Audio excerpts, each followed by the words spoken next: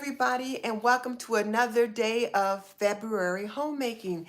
And you know, eggs have been the hot topic for the past week, not just here, but all over the world. And we're going to dive more into eggs again a bit today. We're going to talk about stocking up on eggs, freezing eggs, egg substitutes, that kind of thing. Plus, we're going to talk a little bit about meal prep on the Flylady cleaning system. And I'll tell you why I have that particular topic in that regard in a minute. But the first thing we're going to do is just go ahead and just get started. And I just have to say that as far as the price of eggs,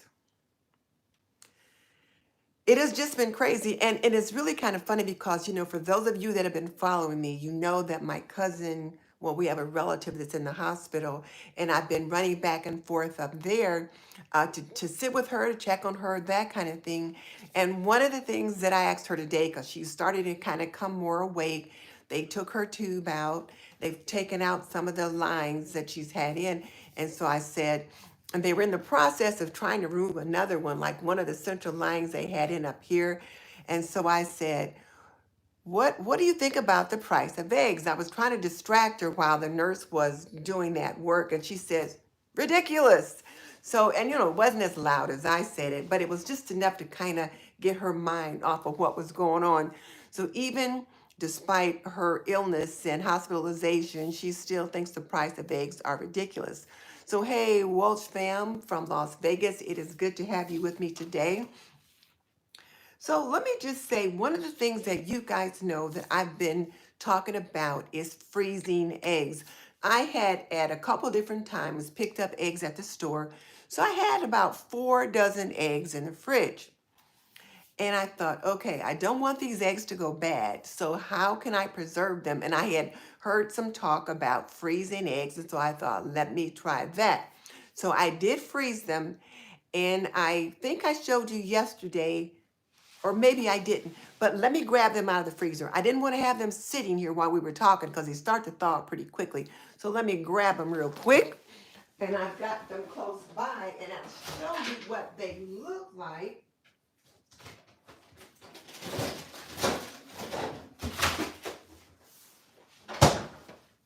All right.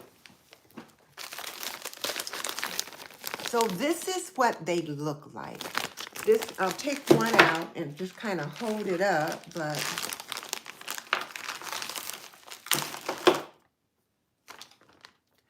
this is what they look like. And I'll tell you a little bit more about how I did that in just a second. But I got about 12 in here. Now let me get these back in the freezer real quick, because you can't leave them out.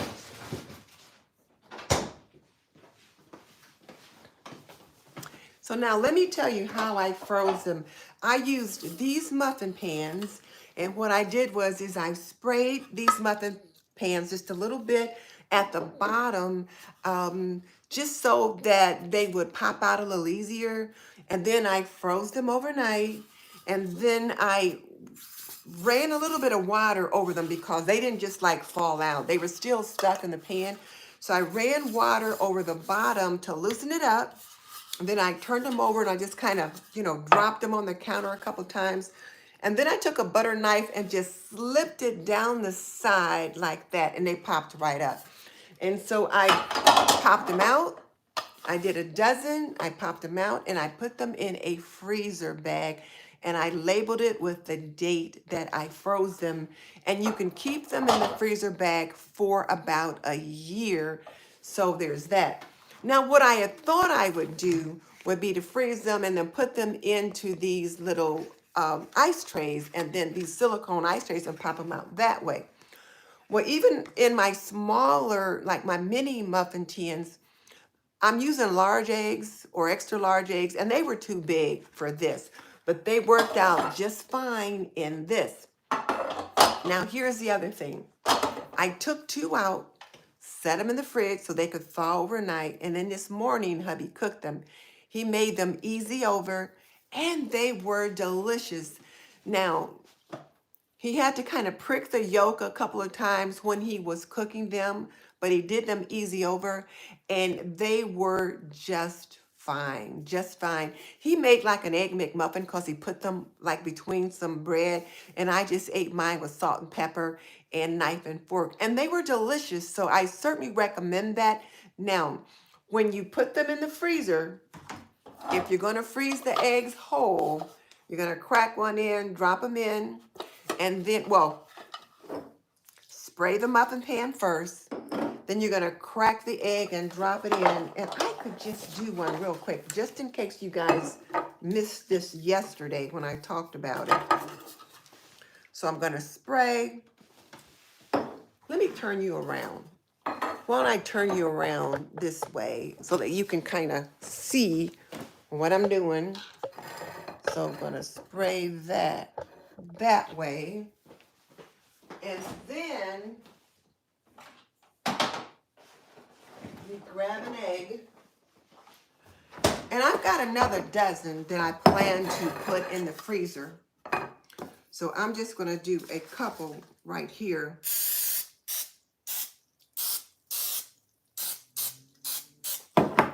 So I sprayed just a little bit to get the bottom of the muffin pan. And then I just cracked the egg and just dropped it in like that. Now the thing about when you freeze them, you have to prick the egg yolks, because if you don't, they'll be kind of rubbery when you cook them.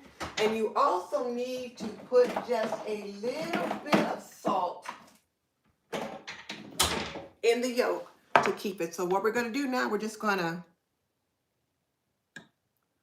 so I just pricked the yolk just a little bit, little pinch of salt, and then I would take this and set it in the freezer. And I've already prepared places in my freezer to set those. So, okay, so now I'm going to turn you back around and then to talk to you about a couple other things. But just in case you missed the show the other day, I wanted you to see how to do that. It was really very easy. They cooked up pretty good. And probably the best way to use these frozen eggs is going to be in baking, scrambled eggs, omelets, and things like that. That's going to be the best way to use those. So now let's see who's here and what you guys have to say. Yeah, so Luann, and thank you, Luann, for coming back to visit me. I appreciate that. You know, I'm trying to do a daily tip for February, and we'll see how that goes. It's been kind of touch and go, but we'll see. So Luann says eggs are $10.99 a dozen. I'll talk a little bit about Kroger in a minute. Tina Johnson, hello to you. So Woke Fam says, works well to use silicone pans. I've got to get some. I don't have any silicone baking pans. Right now what I've got are these muffin tins, which I use to make muffins with. But I will get some silicone baking pans, and that'll be a lot easier, because then when you get the silicone kind, you can just kind of twist them a little bit like that, or push the little bottom out like that, and they'll pop right out. So you can do that. So I got to get some though. So Tina says she's got some silicone muffin pans. She's going to be doing this tomorrow. And I'm telling you, they worked out pretty good. I saw someone else do the frozen eggs in a muffin tin, and they used a muffin paper. I tried that, and I didn't have good luck releasing the muffin paper from the egg. But spraying the bottom of the muffin tin with a little bit of spray oil, like Pam or something, was helpful in getting them out. So like I said, I just took a butter knife and just kind of poked it clear down the side, and it just popped it right up. And Christina Bailey says, thanks for showing this. She's going to try it. And you know, Christina, I've been doing these daily live streams, and we've been talking about eggs so much, sometimes it's hard to remember. Now, did I show them this or not? Or did I do this on a video, but I haven't uploaded the video yet? So I thought, let me just show them this right now. So please forgive me for running away from the screen. Now, I know I'm not supposed to do that.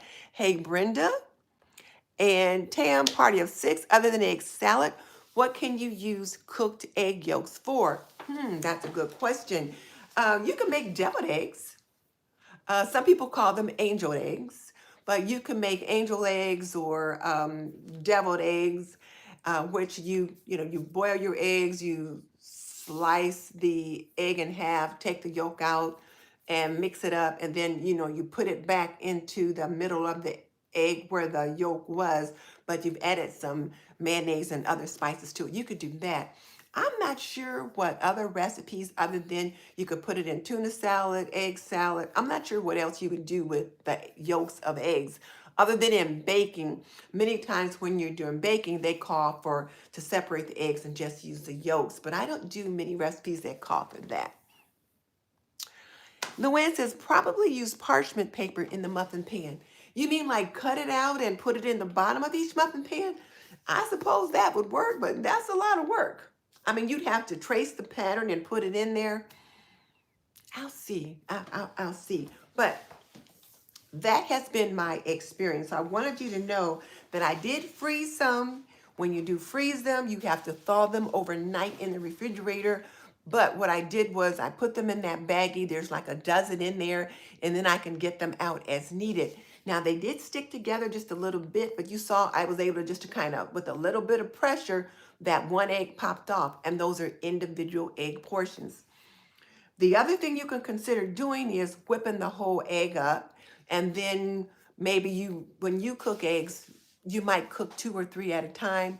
Then you could go ahead and whip them up, however many you want at a time, put them in a container, and then let them freeze, and then take them out of the container and put them in a baggie and store them in the freezer that way, and label the freezer, these are 3 eggs or these are 4 eggs or something like that. So that there's the other option. And you can separate the eggs. If you want to separate the eggs yolks from the egg whites, you can do that too. And then if you're just separating the yolks, again, you're going to need to whip that yolk just a little bit, add a pinch of salt to it so that they're not rubbery, and then freeze them in, whatever kind of situation you want. Something this size could probably hold an egg yolk, but it doesn't hold a whole egg. And I don't know if it would hold an egg white because I didn't try that. I did try a whole egg and it was too small. But these turned out to be fine for my large and extra large eggs. So there's that. So Donna says she has sometimes frozen the yolk when she was using the white only in a recipe. Well, you were ahead of times.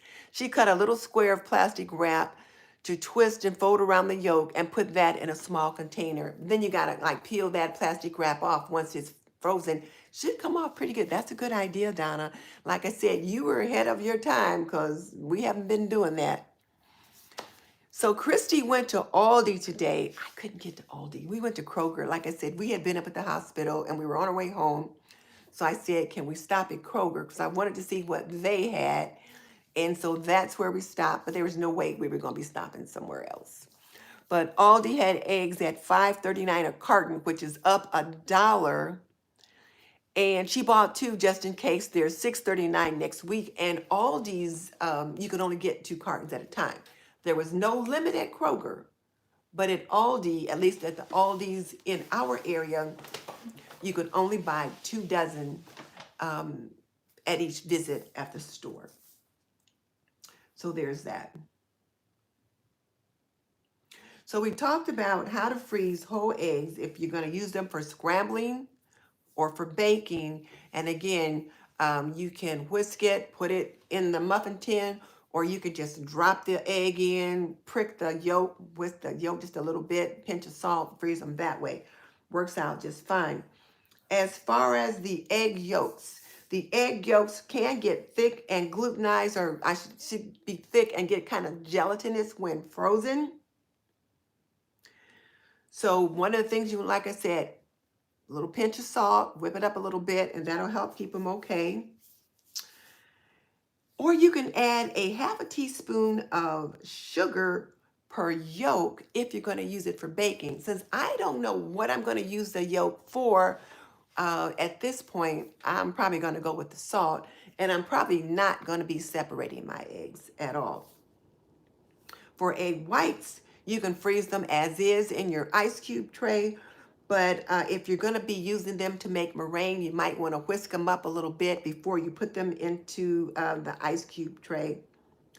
And you can't freeze them. Only the egg yolks can be frozen. So you can't try to freeze like to make hard boiled eggs or anything like that. That doesn't work at all.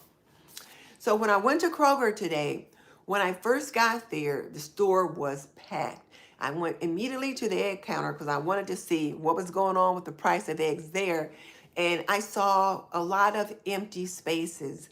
And one of the things that several of you had talked about either yesterday or the day before were these egg bites, making egg bites. Well, they had egg bites there to purchase for about $4.50 that were already pre-made. They also have these little cartons of, I don't know what you call these things, but they probably were in little cartons that were about this tall, and they had a lid on them, and it was some kind of egg scramble, and it might have cheddar cheese or potatoes or bacon or something like that in them. That particular one with the egg scramble and bacon and cheese was completely sold out. There were none of those. On the shelf above, there were something similar. And then there were some egg white wraps and different things like that. Now, as far as the egg white products, there was some cartons of liquid egg white. I didn't see any egg beaters at this time when I was looking. They could have been there and I just overlooked them, but I didn't see them. There was a plant-based egg replacement agent. Came in a little carton, I think it was, but it said plant-based egg. So there was something that they put together to replicate eggs. And then there was the egg whites. So they did have those things, and they were not cheap. And you could buy a half dozen eggs for about $4.39. No, it was $3.69 for a half dozen eggs. And while I was looking there at all the eggs that weren't there, one of the stockmen came out with a huge crate and he was replenishing the cake. So he was putting eggs back in there. So there would be plenty of eggs in the cakes for anybody that came in shopping. So there was no real shortage of eggs at Kroger. I asked him if there was a limit on how many you could purchase, and he said no. So you can go to Kroger and you can still purchase 2 or 3 cartons. But now here's the thing. Don't hoard eggs. There's enough eggs out there if we take our time and just get what we need. So I didn't buy eggs today because I already had 4 dozen eggs in the refrigerator. But I thought about it. I was like, I could just freeze, like pick up a couple dozen and freeze a bunch. But I thought, no, that's not what you need to be doing today. So I didn't buy any eggs today. However, I did buy cat food. Cat food was on sale at Kroger today, so I bought some. Yes, I bought cat food today. One of you guys told me Kroger had cat food on sale, so I got that. I also got a Valentine's Day card and some face cream. So I really had a good reason to go to Kroger. Otherwise, I wasn't supposed to go to the grocery store this week because, I'd already done my shopping. So hubby says, I think you're addicted. But I needed to go for a couple of things, so there's that. So Christy says, the $5.39 was the most she's ever paid. I've not paid that much either, Christy, but this is what we're looking at. This is where things are going. Hey, Erica, good to see you. BJ's has 24 count of eggs for $6.99, 2 per customer. So 24 count at $6.99, that's pretty darn good. That's just $3.50 a dozen. Haven't seen that for a while. And we can freeze those too, right? Freeze, what those, Christy? Let me back up for a second. You can freeze the eggs you got at Aldi, yes. Because that's the eggs that I froze. That's where I got mine, was at Aldi. I didn't buy any at Kroger today. And Donna J was talking about freezing egg yolks when she only used the white. So yeah, I think I got your question answered. So yeah, Christy, we can freeze those eggs, and I just showed you guys how to do it. And if you missed it, all I did was, well, look at the replay, but all I did was I sprayed a muffin pan with some cooking spray like Pam, And then I cracked the egg, dropped it in. I took a fork and just kind of whipped the yolk just a tiny bit, and then gave a little dash of salt in there because it helps to keep the yolk from getting rubbery. And then they go into the freezer overnight. And then to use them, you have to let them thaw overnight in the refrigerator, not out on the counter, and then go from there. So there's that. So I don't want to encourage you to hoard eggs, not by any means, but if you need to stock up on some, to have a couple, a dozen in your home or in the freezer, you can consider that. But please don't just stock up on a bunch of eggs just for the heck of it. We just have to see what happens. And then, of course, here's something else to think about: egg substitutes. And I thought there's got to be a replacement for eggs. And of course there is, but it's not something we've thought long and hard about. Oh, Christy meant the egg bites and the eggs you're talking about in those other containers. Egg bites you can freeze. And the egg whites in the containers, those are liquid egg products. I don't know if you can freeze those. I'll try to find out. But the egg bites you can freeze. And you know what? You can make your own egg bites at home too. One of the ladies, just either yesterday or the day before, was talking about, putting a little bit of egg into a muffin tin, some peppers and salt and a few other things, and baking those and freezing those. So I will look into that, and maybe I'll try to make some and show you guys what happens. But yes, you can freeze those egg bites because they were some kind of a baked product. But now let's talk about egg substitutes. So when we're looking at egg substitutes, well, why do we need eggs in food at all, in baking and that kind of thing? Well, what I've learned is that eggs help to provide the structure in the food items. So if you're baking, it helps when you whip it up. It helps provide a little air, a little lift into it. Sometimes it works as a binding agent, depending upon if that's what you're using it for. So there's other reasons why you can use eggs. So the best egg substitute that I found is a teaspoon of baking soda and a tablespoon of vinegar. So it's like you mix that together, and you know how it gets all bubbly, and then you use that in your baking product. So that's going to help your product to rise. Or a quarter cup of carbonated water. I have not tried that, but when I did the research into egg substitutes, this is one of the items that came up. And then also you can use a teaspoon of baking powder per egg. But this is only if there's some kind of an acid in your recipe anyway. So like if you're using a teaspoon of baking powder per egg, maybe you're also using a recipe that has something like sour cream or sour milk or something like that in it. And so you could use that as a substitute. I'm going to test these out and let you see what I find. But when I did my research, this is the best substitute that I found. And I also found an article about egg substitutes, which I will link in the description box below. And let me write myself a note to link the article so that you can check that out for yourself as well.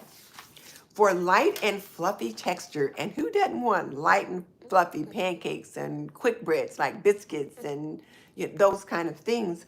For light and fluffy textures, the best substitute is the baking soda and vinegar. So a teaspoon of baking soda and a tablespoon of vinegar is going to be the best substitute to help your product get light and fluffy. Or a quarter cup of yogurt or buttermilk. So that's going to add moisture, but also just a little bit of rise to your product. So there's that.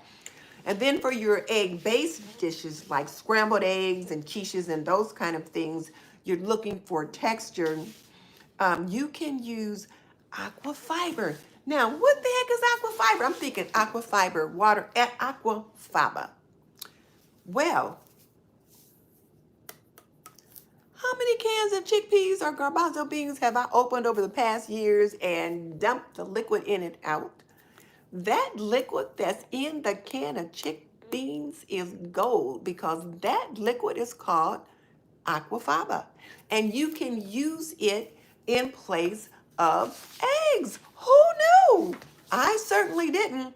I've been pouring that down the drain when I rinsed in my chickpeas. So 1 or 3 tablespoons of that liquid gold that comes off of this can of chickpeas is equivalent to 1 egg. Who knew? So that's something for us to think about. Also, silken tofu blended with seasoning. Now, I bought the tofu before, but I don't think I've gotten the silken kind. I'm going to look for it. But supposedly, the silken tofu, and then you blend it with the appropriate seasoning, you can use that in place of eggs in an egg-based dish like quiche or like an egg scramble or a breakfast bake. Who knew? Donna J is like, what? Absolutely. I was like, what? How come nobody ever told us this before? We didn't know. But you know what, though? They say must needs is the mother of invention. Somebody really needed something or they had a serious egg allergy and they figured that out. Also, you can use chickpea flour and water and it'll give you a scramble like texture, so you can use that for like an egg bake. And then of course your store-bought plant-based egg products like Just Egg. So who knew you could use all these different things to substitute for eggs? I sure as heck did not know this. So there's that. So I'm going to try some of these and I'm going to let you guys know how they work. But Donna J says she substituted mayonnaise as an egg sub for a dense quick bread. So yes, so depending upon what it is you're working with and how dense it needs to be. And you know something else you can sub? Applesauce, bananas. So I'm going to link that article in the description box below so that you guys can look at it yourself and then you can give it a try. Also, I found something else, and I'll have to show you guys this. I found this cookbook called Effortless Eggless Baking. Y'all know I'm going to order that cookbook. Those of you that follow me know I have a cookbook thing. I have more cookbooks than I can shake a stick at. But I'm going to order this puppy because I'm going to figure out how I can do some really good baking and not use eggs. And then I'm going to share it with you guys. And I will put this cookbook in the description box below too in case you guys want to check it out as well. So let's see. I think there's that. So let's see if you guys have any other questions about this. So yeah, you can freeze the egg bakes. KW, hey, how you doing?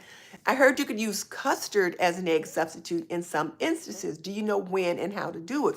Well, custard is made with an egg product. I mean, you need eggs to make custard. It's milk, eggs, and sugar. So if you've got the custard, did you already have the eggs? And you could use the eggs instead. And I don't know how to make custard without eggs. So we'll have to see. So I don't know anything about that. Don't have the science for that. Um, the egg bites you can freeze, and the eggs, the egg bake kind of things, you can freeze those. Yes. So Brenda's in Southern California, and at our local Walmart, whoa, she paid $10.96 for an 18-count cage-free large eggs and $5.58 for a 32-ounce carton of egg whites. The carton or bottle of egg whites at Kroger today was around $6.50, I believe. I did look at it and I took a picture of it, but it's in my phone and I'm like talking to you guys on my phone, so I can't look for it now. But yeah, it was about $6.50, I'm thinking. So that $5.58 for a 32-ounce carton of egg whites you got at Walmart, and then $10.96 for an 18-count cage-free large eggs. Yes. But Donna J's has some mayonnaise. And yeah, so these are some things that we have just learned. KW said, and I don't know, Kay, if you're a guy or a girl, let us know. Like, what's your K stand for? But says, I'm not a real cook, but learning from us. So thank you. You know what? I think with the price of groceries, folks gonna have to learn how to cook these days. Okay, so you're like, so okay, so we'll just call you Kay then. How many women do I know named Kay? So Kay, honey, you're just gonna have to learn how to cook some things, some new things, just like the rest of us are learning some new things too. So welcome to the Homemaking with Denise community. You guys say hello to Kay. This is the first time she's jumped on with us, so say hello to her. I appreciate her being here. Said she's been married for 23 years, but you know what? I've been married 52 years. I just learned about this, like the aquafaba in this. I just learned about it. So like I said, how much of this liquid gold have I poured down the drain? But I bet you I won't from now on. I'm going to get me a little container that I can put those in, put it in the fridge, and I'm going to start using that. So yeah. Hey Tudu, I didn't see you earlier when you came in, but I'm glad you're here.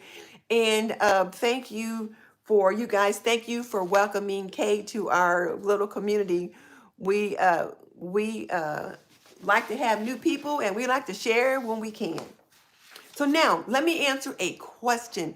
I can't remember who the question was from. I need to do a better job of remembering that. But you guys know I've been a little scattered lately.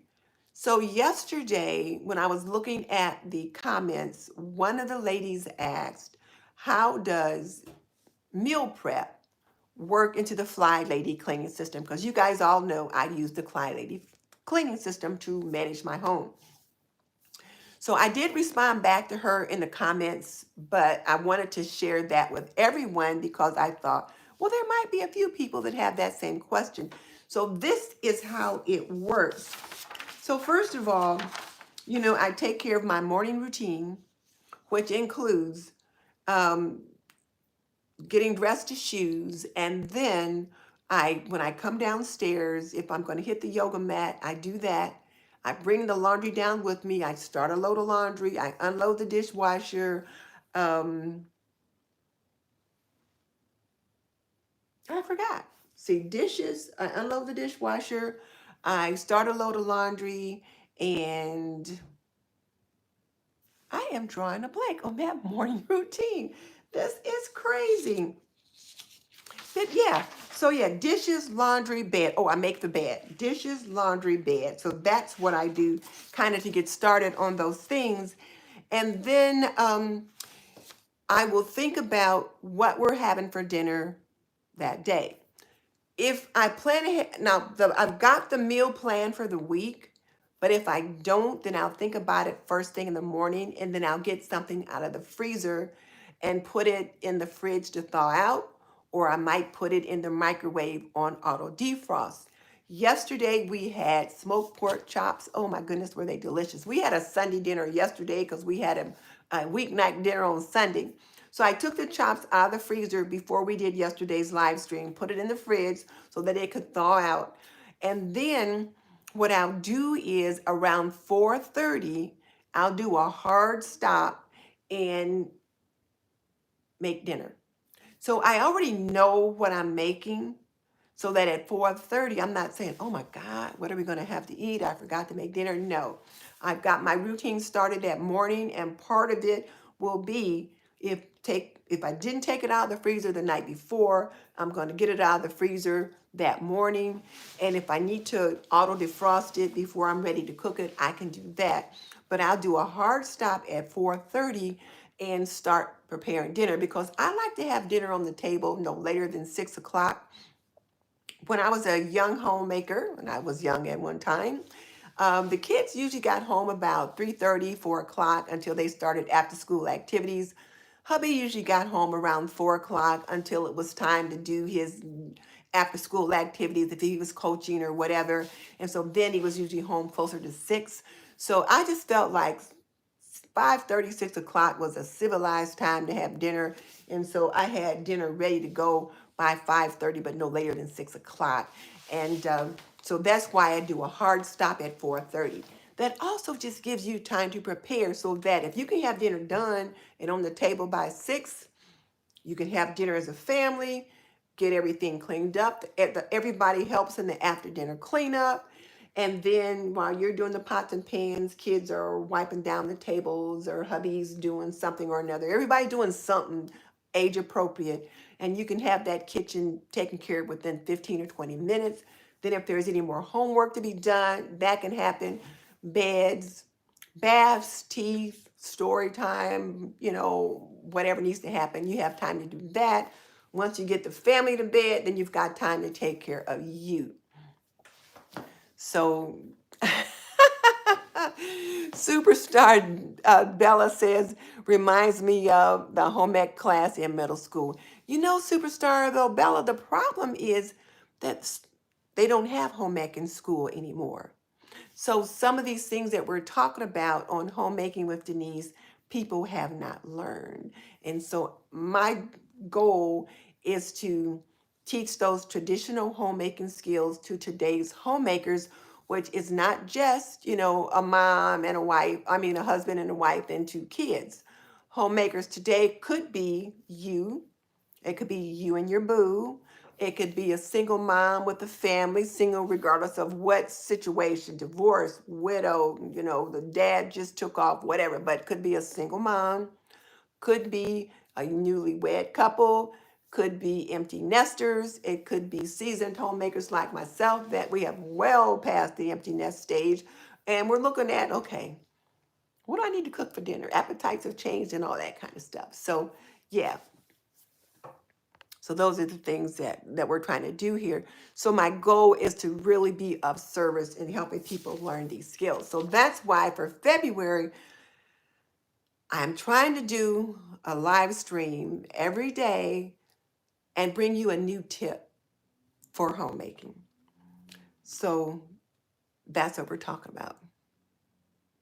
So Carter wants to know what made me start my YouTube channel.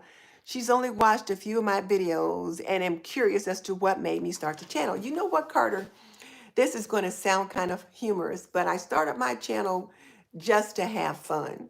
And me and my sister started one. She started one, I started one, and I just wanted to have fun. I was still working and I was done with graduate school, and I thought, I'm not doing anything else that's going to be hard. Whatever I do is going to be just because I want to have fun. And so I started my channel and I called it Makeup on Aisle 64. And we talked about makeup. And I was just starting to use makeup more at that time because, I had gotten to be a certain age and I felt like I needed to paint the barn just a little bit more. So I talked about makeup and I had such a great time trying different kinds of makeup, trying all different kinds of products, buying all this stuff. I was in Ulta so much, buying so much stuff that they knew me by name because me and my sister were in there trying out all new different kind of things. But then I thought makeup is kind of limiting in addition to expensive.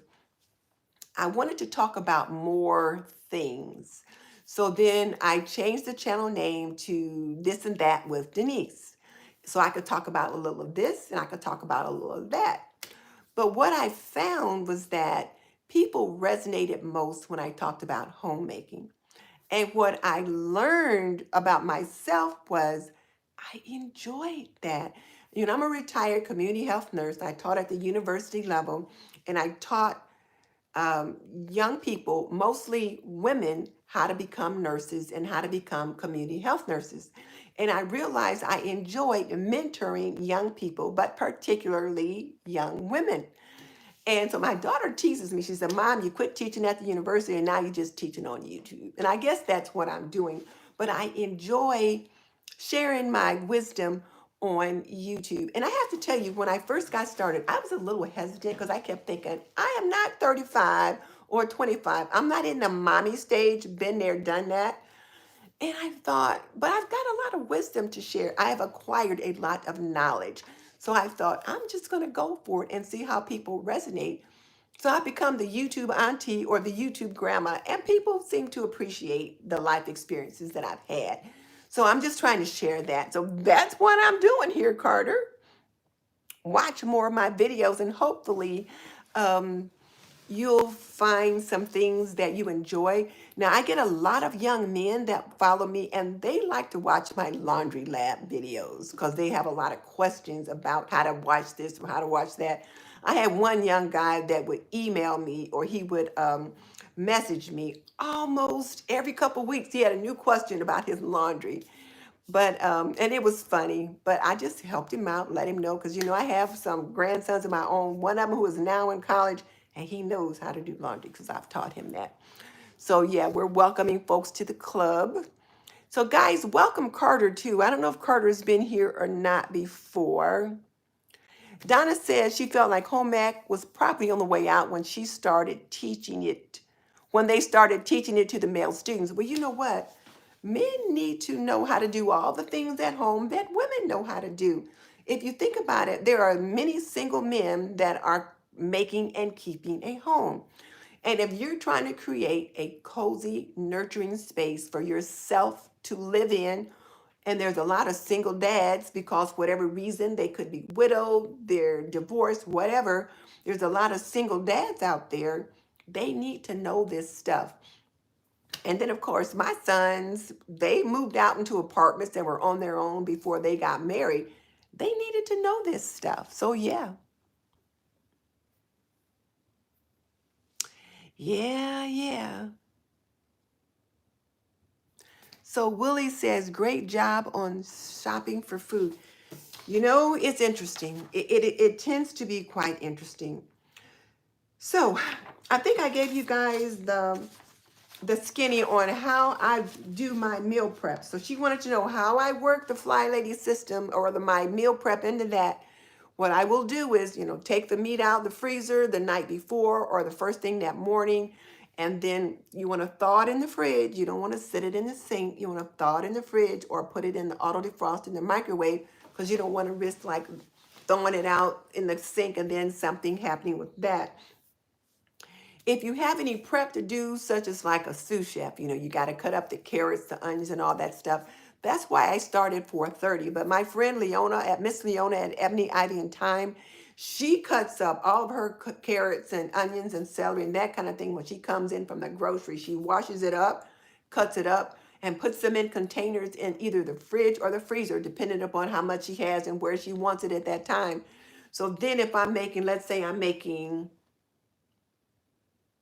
I don't know, I'm making chicken soup or chicken and noodles, and I got to saute the carrots, the onions, and the celery. I can grab those out of a container, put them in the oil on the stove and the skillet, get it sauteed and ready to go. I don't have to chop that at that time.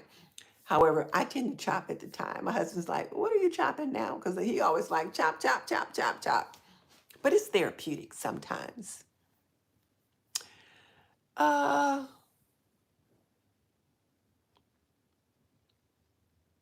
you know, Um, Tina says a lot of kids don't even know how to tell time on a standard clock. Those are things that I think they're trying to correct, but as parents, we'll have to help them learn those skill sets as well.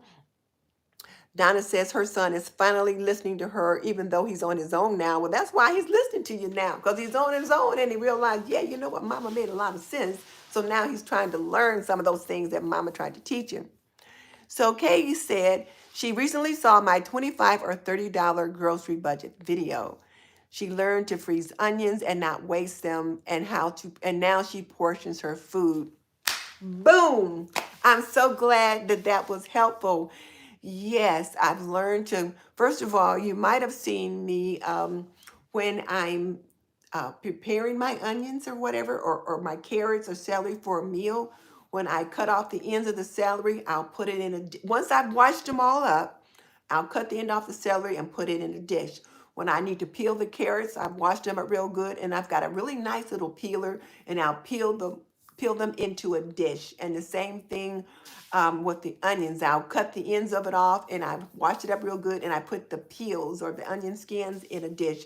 Put those things into a freezer bag and put them in the freezer. And then when I'm ready to make vegetable broth or chicken broth or whatever, I've got those basic scraps there to start with so it doesn't go to waste. So I do that. Um, my $30 grocery budget video, that could have been when I had said I had $30 of SNAP benefits. It might have been that one. I tell you what, I learned a lot when I did that video. I had been talking to a friend and she had mentioned that her SNAP benefits got cut to $30. And I was like, well, then you can just do this and you can just do that and you can do this. And she said, it's not that easy.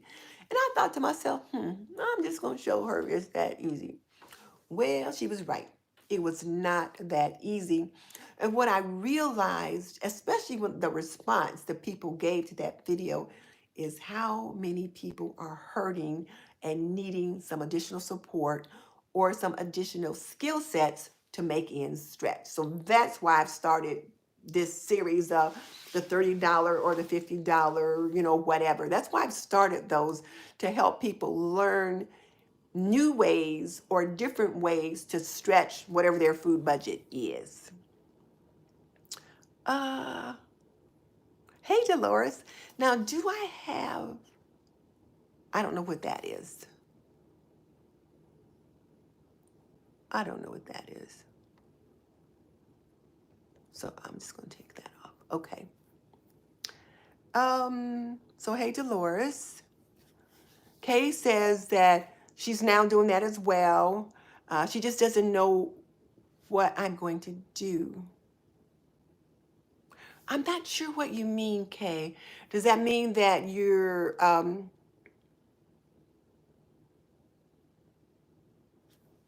so I'm not sure what that means about, what that means. So you can try to explain it a little differently. Let me show you what I mean, though. I'll just grab it real quick. I just got it right here. So I was just working on some stuff earlier. And I tell you, every day I say, I am not going to leave the screen, and every day I do. So this is what I do. You can look in here. You can see there's some onion pieces that I've cut off the top of the onion. Those are carrot peelings and, things like that. That's what I do. I put them in a freezer bag.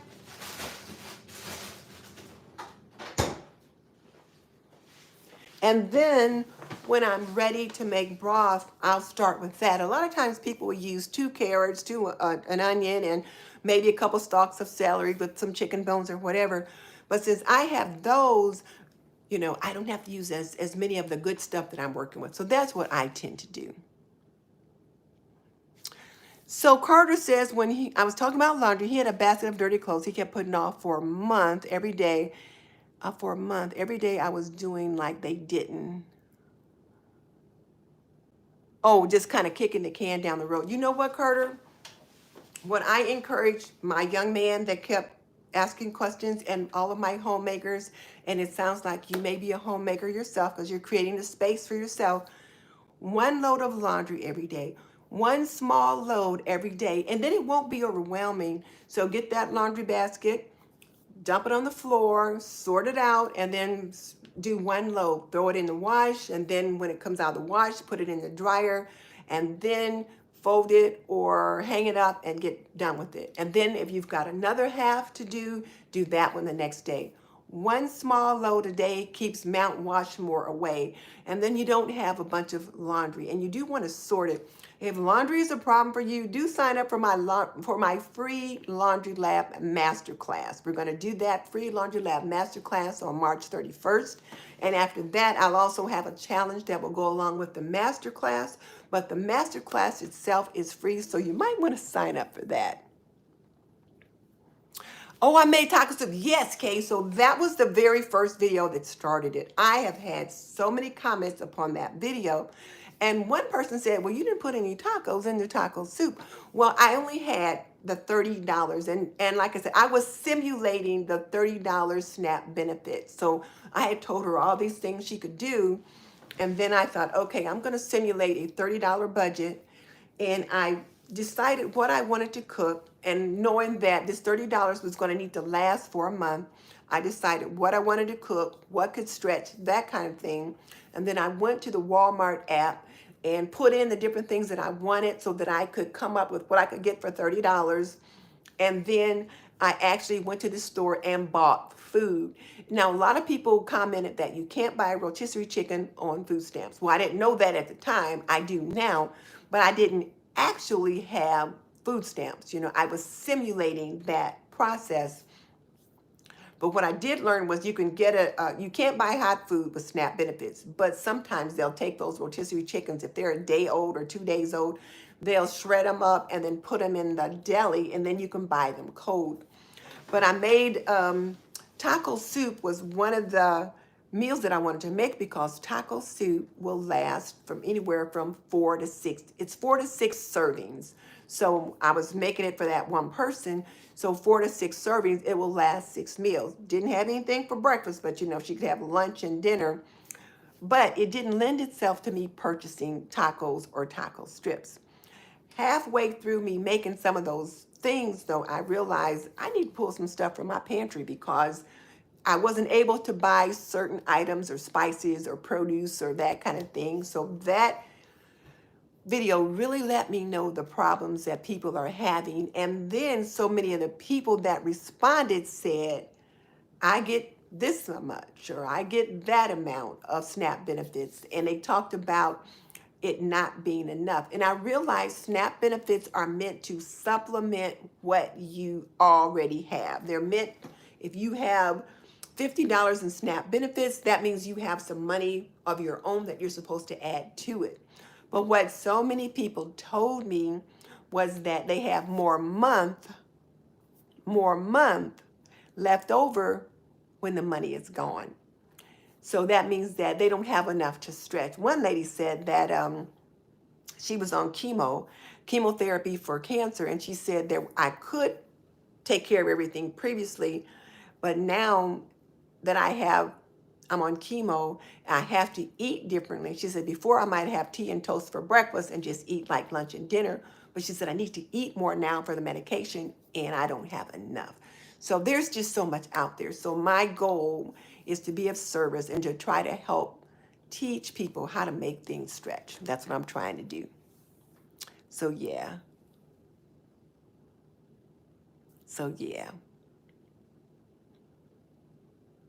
Oh, so KW, you don't know what you're gonna do with the scraps because you're not creative. Well, I just showed you. So I showed you the scraps that I have. Just keep saving them up until you get like a big bag like that. And then you're ready to make broth. So what you're gonna do, and I've got a couple of videos where I've showed how I make broth. What you're gonna do is you're going to dump those scraps into a large pot.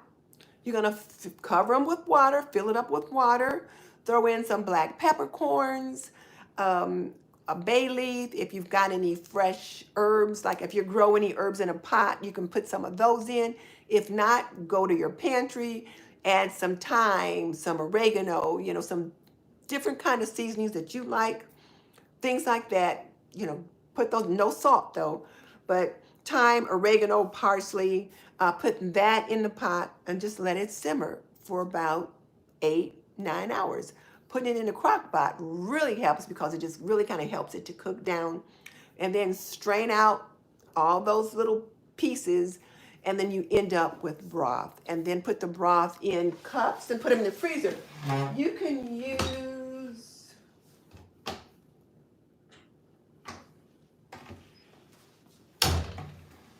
let me grab one.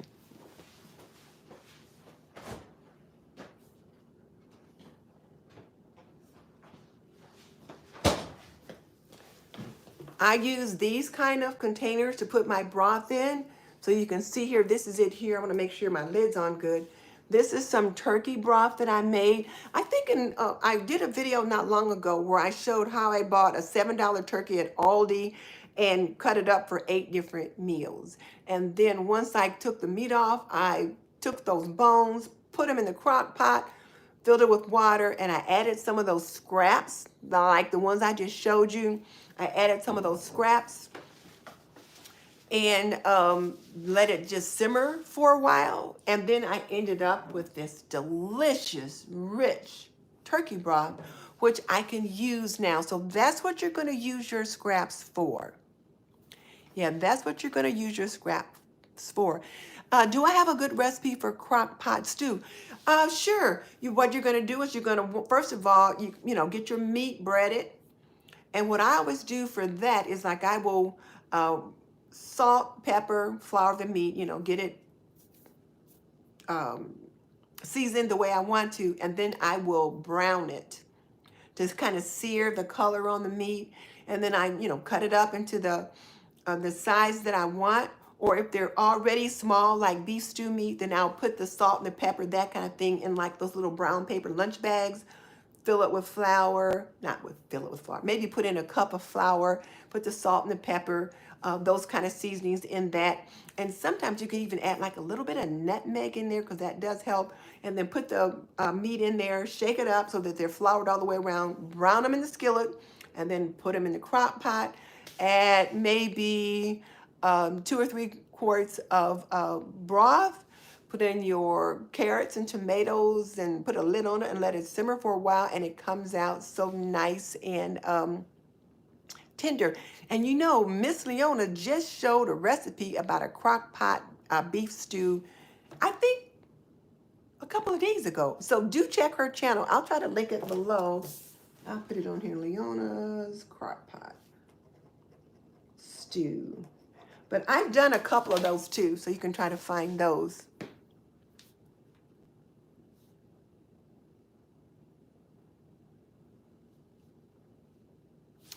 So Carter wants to know, do I ever have a day when I'm really busy? Do I ever just want to eat out or just not want to cook? What am I living? Oh, heck yes. I've had plenty of days like that. And you know, um, there were times now when the kids were little and I'd want to eat out. I'm like, okay, I don't want to have to cook dinner tonight, so I'm gonna get hubby to take us out. My husband did not like to go out to dinner. He prefers to eat at home where he can relax, especially after he's been at school all day. So if we were gonna go out to dinner, I'd have to have the kids dressed and we'd be standing by the door waiting. So when he came in, it's like, honey, we're going out to dinner tonight. Because it's like, once he sat down, took off his shoes, we weren't going anywhere. Today, I've just gotten to the habit of just cooking dinner because it's just the two of us now and I just cook every day. But if I don't feel like cooking dinner, or he'll be like, babe, you know what, you've been busy all day, let's just order in. So he might order something. Or since we've been back and forth at the hospital so much lately, we'll go down to the hospital cafeteria and they have great meals there. And, you know, you just might need to season them up a little bit, but we'll eat there so that by the time we get home, I don't have to cook as hearty a thing for dinner. Like today is Tuesday. We had a hearty lunch there, so I'm just going to make tacos. And it's Taco Tuesday anyway. I've got some turkey, leftover turkey, so we're going to have some turkey tacos for dinner. But yeah, there are times when I just don't feel like cooking. But as I begin to watch my budget more, I realize I need to spend more time eating at home and I can eat better that way. And the more you just cook at home, the more you comfortable you get. Oh, I am so sorry. I forgot.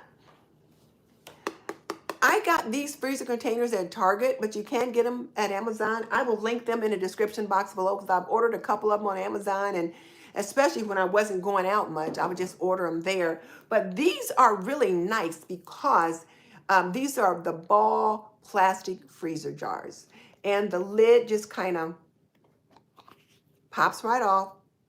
And then they've got a fill by line, like you just fill them to right here. But the nice thing about it is if you overfill it, when it freezes, you know, it pushes the contents freeze and they'll come up. It'll just kind of push the lid right off. I will sometimes freeze them in my mason jars, and I've got one of those right here. I got a mason jar right here, so I'm trying not to leave the screen. And I'll put a lid on it. And these mason jars, you can also freeze. And then they've got, for freezers, they've got right here. This is your fill line. Don't fill above that line because, again, it's going to expand. But the lids for these jars don't pop off. So you want to make sure that you don't go past the freezer line. I don't use the regular mouth jars for freezing because, you know, they've got that like a little shoulder, then there's like a little neck. Well, sometimes if it expands, it might expand up into that neck and then it cracks. So I don't use those for that. Tutu, I'm so glad you're here. I've inspired you to be productive. You've been making more things from scratch. Boom! Hooray, everybody. Clap for Tutu. She's been making more things from scratch. And that's what I want all of you to learn to do, because I tell you what, with the price of groceries, you homemakers are going to have to learn to make some things from scratch. You're including more vegetables in everything you cook. You try to eat a vegetable in every meal, even breakfast. And you know you can have fruits and vegetables too. So yes, hooray. What seasonings would you recommend for seasoning ground turkey? Um, Salt, pepper, oregano, and depending upon how much you want it to be, you know, like you could put some a little bit of chili seasoning in there if you want it a little spicier. Um, I got this other seasoning. Let me show you. I didn't. Oh, see, you guys are asking questions about stuff that I hadn't planned to talk about, so I'm leaving the screen to find it. So, okay. Guys, don't report me. I keep leaving the screen. So here's one of the things that I do. This all-purpose salt-free seasoning from Watkins. It's really pretty good. But this shop seasoning right here, I found it at Kroger. And I was buying some seasoned drumsticks from the uh, from the meat case at Kroger. And I asked the butcher, I said, so what is the seasoning on it? And he showed me this. He says, this is what we use. And he said, it's really good. He even uses it at home. Those chicken drumsticks were so good. So I bought this. So you could season those, the ground turkey with this. And then, of course, everybody likes this Old Bay, especially people in the South. They love this Old Bay seasoning. It's for seafood, poultry, salads, and meats. And, you know, if you're from the South, you got to know a little bit about the Old Bay. I'm from Indiana, so, you know, I've learned to kind of expand my cooking repertoire. But ground turkey can be a little bland. So if you're making a chili, then you're just going to need to pump it up with the chili powder, the cumin, those kinds of things. The other thing to help season ground turkey, depending upon what you're making, make sure you're adding some onion, some celery. And I like to always to add just a little bit of carrot, even if you only cut up one or two and make little tiny cubes in it, because it adds a natural sweetness to whatever it is you're making.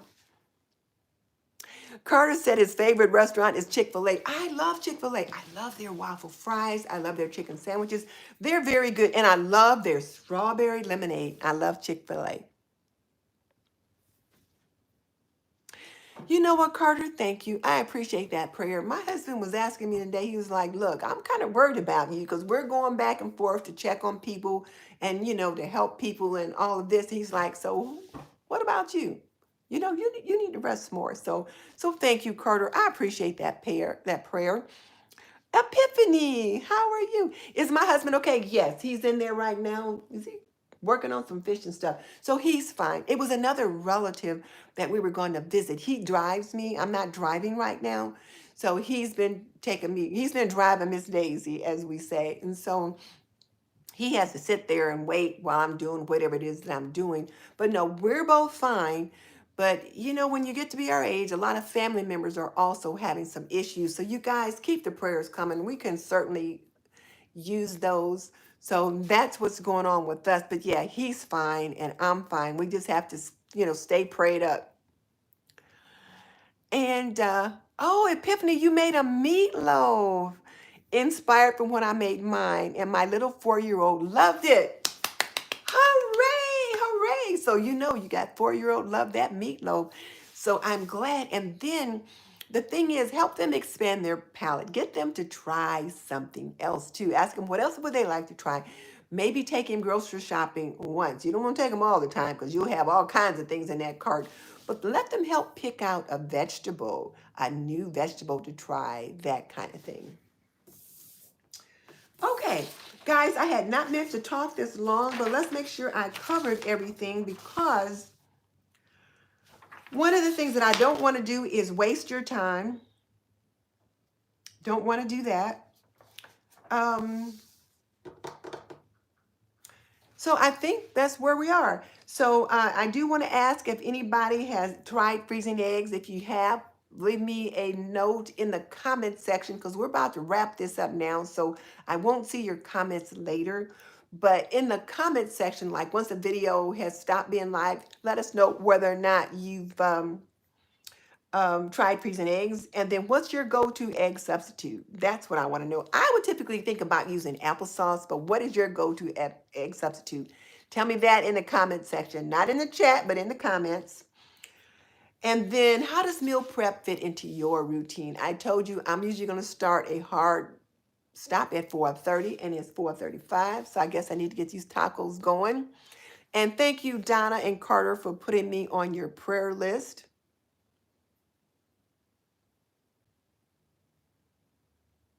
Oh, lemon ricotta pasta. Go and check that out. And Epiphany's gonna plan some egg freezing, so she'll watch my video. Yeah, I just shared it just a second ago, but Epiphany, I watch the replay because I show you on this one how to do it. So in the meantime, I will see you guys tomorrow for another day of February homemaking. And I'll put the links in the description box of the things that we used today or that we talked about today. So bye. Gotta cook dinner. It's Taco Tuesday.